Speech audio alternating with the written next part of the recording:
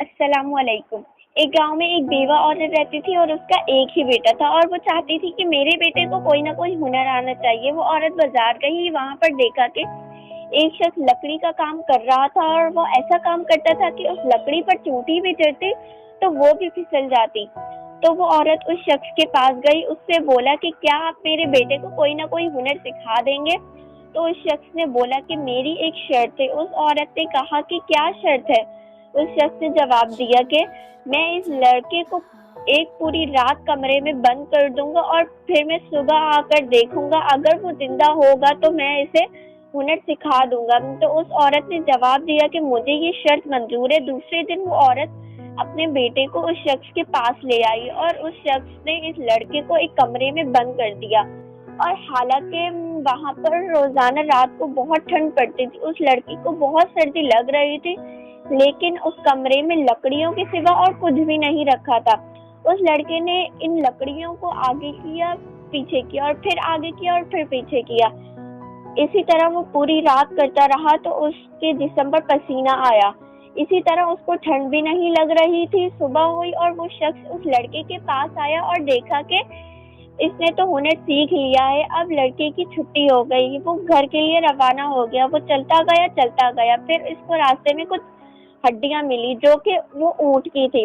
उस लड़के ने उस ऊंट की हड्डियों से चावल बनाए। अब वो आगे गया और वो एक पहुंचा महल में, जहां पर शहजादी ने ऐलान किया था कि मुझे जिसका भी हुनर पसंद आया मैं उससे शादी करूंगी। सब गांव वालों ने अपना अपना हुनर शहजादी को दे दिया। उस लड़के ने भी वो चावल शहजादी को दे दिए। शहजादी ने वो चावल पकाए और कुछ देर तक चावलों को पकाती ही रही, लेकिन चावल गल ही नहीं रहे।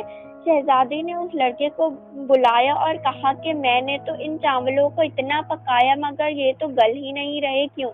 इस लड़के ने जवाब दिया कि ये चावल ऊंट की हड्डियों के हैं। शहजादी को उस लड़के का बहुत हुनर पसंद आया और शहजादी ने उस लड़के से शादी कर ली।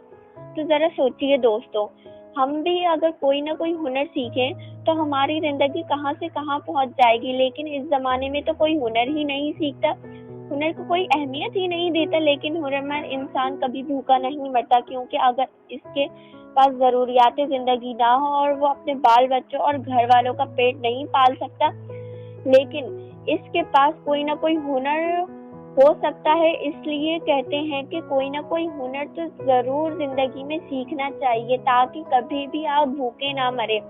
अल्लाह ताला फरमाते हैं कि जिंदगी में वही कामयाब होता है जो मेहनत करता है, लेकिन हम लोग समझते ही नहीं और हम हुनर ही नहीं सीखते। क्यों?